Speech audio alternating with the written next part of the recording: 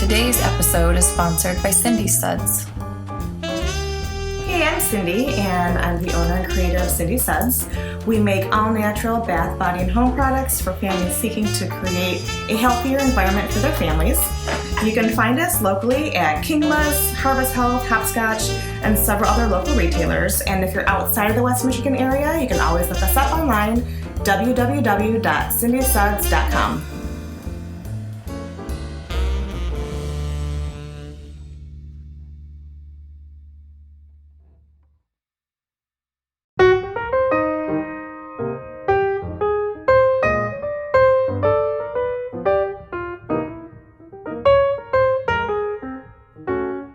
Hi, welcome to another episode of Ask the Doulas. I am Alyssa, postpartum doula and co-owner at Gold Coast, and today we have Rebecca, and she is owner of Love Your Birth, and she does our placenta encapsulation at Gold Coast. Yeah, hi. I'm so glad to be here. Yeah, thanks for joining us. So we get a lot of questions from clients about placenta encapsulation. And can you kind of explain the reasoning behind, like, why would anyone encapsulate? Yeah, definitely. So the idea behind encapsulation is, we'll start off with what the function of the placenta is during pregnancy. It is an organ that the mother creates when she gets pregnant. And what it does is it helps process the things that the mother is ingesting and making sure that the baby gets the nutrients and the blood supply. So there's the umbilical cord that sends the blood and the oxygen to the baby. But it also secretes a lot of the main hormones in pregnancy, one of them being progesterone and another one being estrogen. And progesterone is actually the main hormone that keeps a woman pregnant. Okay. So a lot of reasons behind like a miscarriage is that a woman's progesterone levels are too low, and so she has a miscarriage because that hormone is what keeps the woman pregnant. And so when a woman gives birth, she not only gives birth to her baby, but she also gives birth to the placenta. So she's losing all of those hormones all at once. And so there's a huge drop in hormone levels postpartum. And around day 3 is when the mother will have one of the lowest hormone points in her life. And that's when the baby blues come into play, right? It's usually the first 5 days or so. Exactly. Mm-hmm.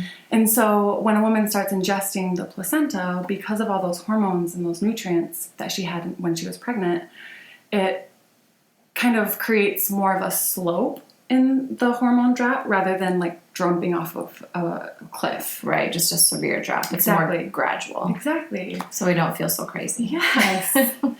And, placenta encapsulation, ingesting your placenta, it's not a cure-all. Like, if you have signs and symptoms of postpartum depression, go get help.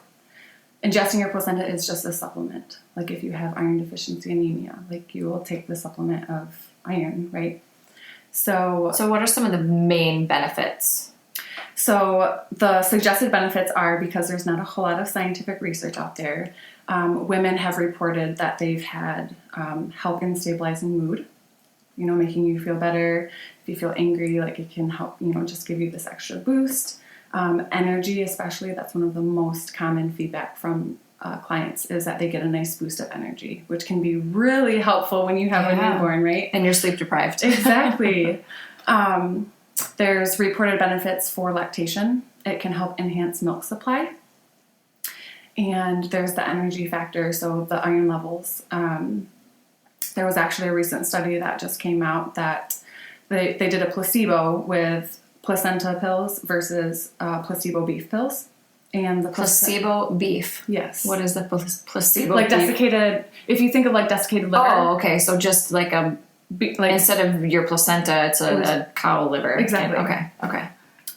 So they found that the placenta pills had higher iron content versus the placebo beef pills. Okay. And so that might help bring the iron levels back up. Okay. Postpartum, because you lose a lot of blood when you're giving birth. Mm-hmm. There's also some people who say that it helps them with sleep. Although, because of that energy boost, if you take them too late at night, you might have trouble sleeping. Okay. But sometimes it can be super helpful to take them late at night when you're expecting to be up all night with a newborn, right? Yeah, if you know you're not going to get sleep and you have to be up until 3 in the morning. Yep, exactly. So yeah, there's a ton of benefits. And again, even if there's that lack of scientific research out there, you know, if it's placebo, is it still worth it?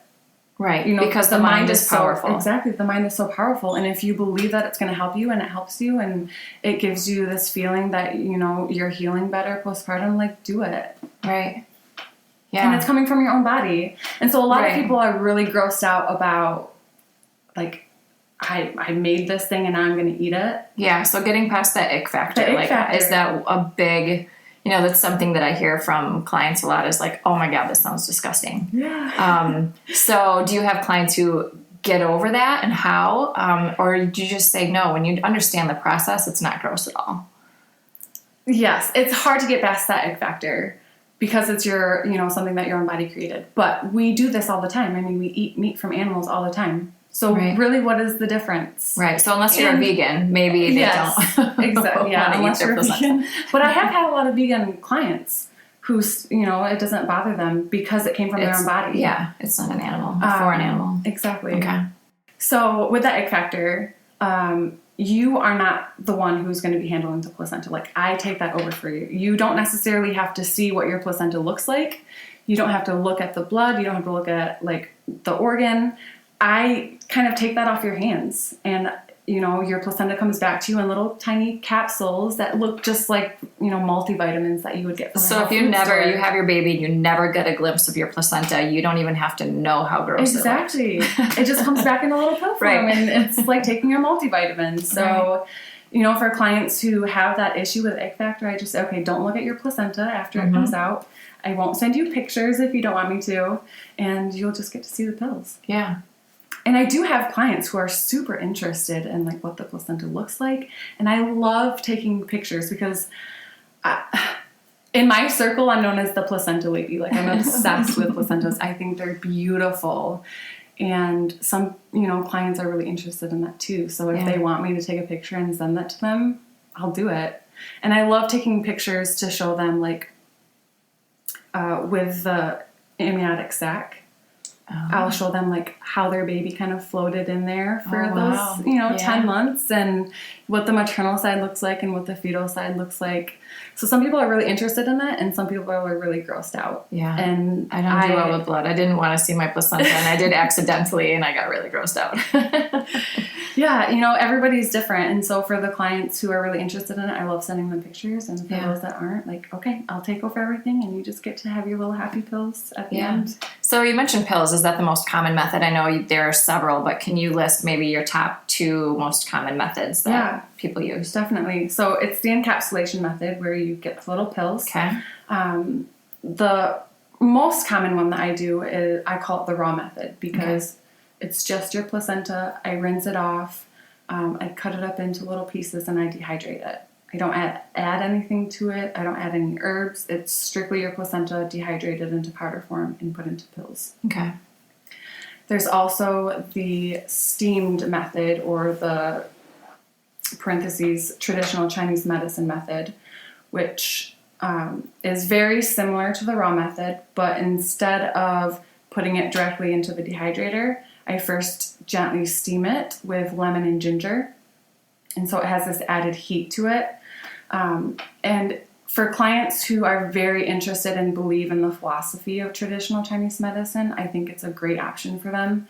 And a lot of people don't even know what that philosophy is, so I'll quick explain that. When a woman gives birth, in the traditional Chinese medicine philosophy, her body becomes cold during the birthing process. She loses her body warmth, okay? And so her body gets out of balance in that postpartum period. And so for a period of time in that postpartum, traditional Chinese medicine believe that a woman should only ingest warming foods, which is where that steaming comes in. Okay. And lemon and ginger are both warming foods. So that's why adding the lemon and ginger to the water when you're steaming, it adds more warmth to it. And so when they ingest that postpartum, it helps bring their body back into balance. Okay. And there are more key terms to traditional Chinese medicine, you know, yin and yang. I don't This go is into a all of that. basic, This very is the basic, basic, yes. okay. When you give birth, your body gets cold, your body becomes cold. You're supposed to, ingest only warming foods for a period of time so that your body can get back into balance and become warm again. So once you steam it with this method, then same thing, I cut dehydrate it, yep. and it goes into a pill Exactly. form. The only so difference is the steaming part. Okay. Mm-hmm. They end up looking the same. Okay. So you had kind of mentioned the job of the placenta in a mother, and we've heard that there's this myth out there that it can trap all these toxins. So if it traps toxins, why in the world would I encapsulate and eat it? Can you dispel that myth? Yeah, that's a great question, and I get it a lot. So there's this myth that it traps the toxins. But in fact, the placenta, yes, it filters and prevents some of these toxins from getting to the baby. But the function of the placenta is to then send it back into the mother's system to get filtered through her system and her kidneys, and then she excretes the waste. So there are no toxins that stay in the placenta. No, and there's actually a study that recently came out. There are very minute amounts that might be in there, just like if, Because it is filtering. Yeah. But not enough. It's not a storage container. Exactly. Yeah. There's not enough toxins in the placenta to cause a problem. So are there any side effects? There are a few.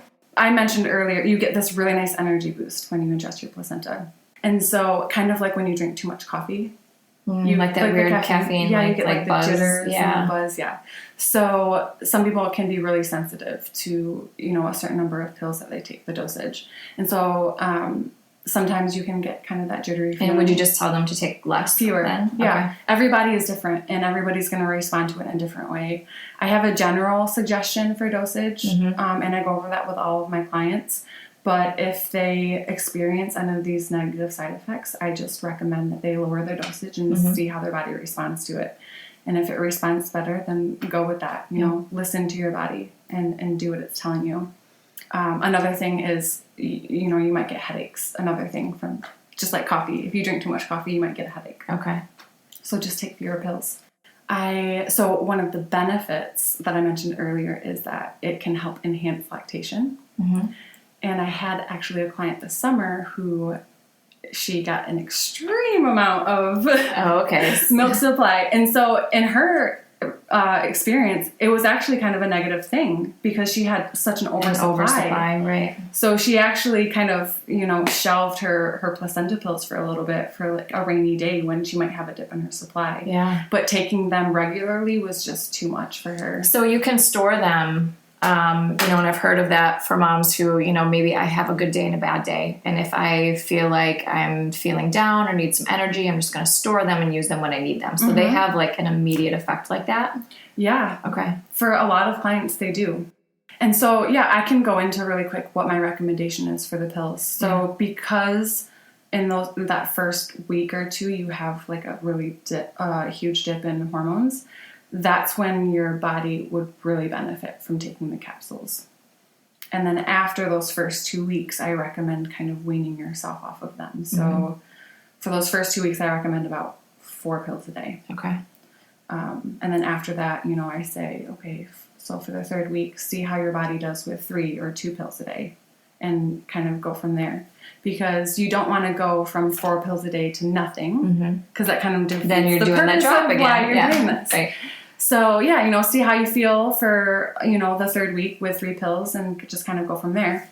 And I also recommend that, if you're anticipating a very stressful day, like you're, at week 1 and everybody in your family wants to come meet your baby and, your mother-in-law is coming and she stresses you out. Yeah.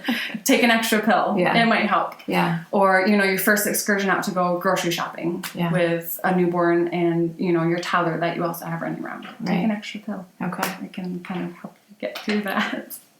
And I have a lot of clients who, while they're regularly taking them, consistently, they don't really notice a difference. But it's the day that you forget to take one of your doses that you notice this huge drop and you're like, holy crap. These things are amazing. Like I feel totally different when I forget to take my pills. Yeah. And I have partners who have, given me feedback, and they say, I can tell when my partner hasn't taken her placenta pills. Interesting. Yeah. It's a lot of fun to hear like their side of it. Yeah. Mm-hmm. So I have one more question for you real quick. Are there any reasons that a mother would not be able to encapsulate her placenta? Definitely. Infection is the biggest one. Okay. If you have any signs of infection, so like a fever of 100.4, that's a sign that there's something going on, you have an infection. In labor, birth, or immediate postpartum, that's a huge red flag. Okay. I would not encapsulate a placenta with a client that has a sign of an infection or a confirmed infection. Because a lot of times it has to do with an in utero infection or chorioamnionitis, which is another common infection when you're giving birth. That's a no-no. So how would you find that out? What if mom doesn't know, dad doesn't, know to tell you? Do you ask a doctor or a nurse when you pick up the placenta? How would you find that out? I have when a client orders placenta services from me, I send them an email, and it's also on my order form. I give like suggestions and instructions about what their responsibilities are in the process. Okay, so they're responsible for telling you. They have to tell me. Okay, they have to tell me, and if they don't, like liability is off me because I told you have to tell me these things. And if a woman is giving birth in a hospital, like they're going to tell her she has a fever. If they have a fever, right. They're going to put her on antibiotics. Like she's going to have to stay longer. Like I'll know. She'll know. And it's important too because there's a difference between an infection in labor and an infection that might show up immediately postpartum. And I'm usually not able to bring back the pills by day 3 postpartum. And so there's that time frame where something might come up on, day 1 postpartum. Like, okay, it looks like you had an infection, just after birth. I still would not feel comfortable encapsulating or giving her those pills because it could have been present during that birthing process and it might have infected the placenta. Okay. And so another one is neonatal infection. So sepsis, GBS, neonatal sepsis. There's also what E. coli is another big one that can give sepsis and an infection to the baby. So if the baby becomes infected, either in pregnancy, in labor, in birth, or immediately postpartum, I would not feel comfortable encapsulating the placenta. Okay. Lyme disease is also another thing that a lot of encapsulators don't feel comfortable doing because it's so hard to get rid of. And even if they get treated in pregnancy and it becomes resolved, I am terrible at pronouncing this word, but spirochetes can still be in the placenta. Okay. And so I wouldn't really be comfortable doing encapsulation for somebody who has Lyme disease. I get a lot of questions about like STDs and HIV and that kind of stuff. And they're not necessarily contraindications to encapsulation because if you have the STD, you already have it, like ingesting your placenta really is not going to be that big of a deal. But I have to be very careful for my own safety. And I have it on my website to, let me know if you have these things. But regardless of if I know or not, I'm still practicing universal precautions. I'm still protecting myself. I treat every placenta as if it has a blood-borne pathogen. Okay. And so it's not necessarily a contraindication. It's just good to know. I'm glad you mentioned GBS because we're going to have you on again another time to talk specifically about that because I think that article that came out a while ago had some pretty heavy implications for the placenta encapsulation world. So we will ask you about that again later. Thank you so much for being on. If you guys want to get a hold of Rebecca, you can find her on our website, goldcoastdoulas.com. She has a separate tab for placenta encapsulation. You can learn a little bit about her, all of her different methods and pricing, and then she has a frequently asked questions tab as well for some of the most common questions. So thanks for listening. Check us out on iTunes, and we will talk to you next time.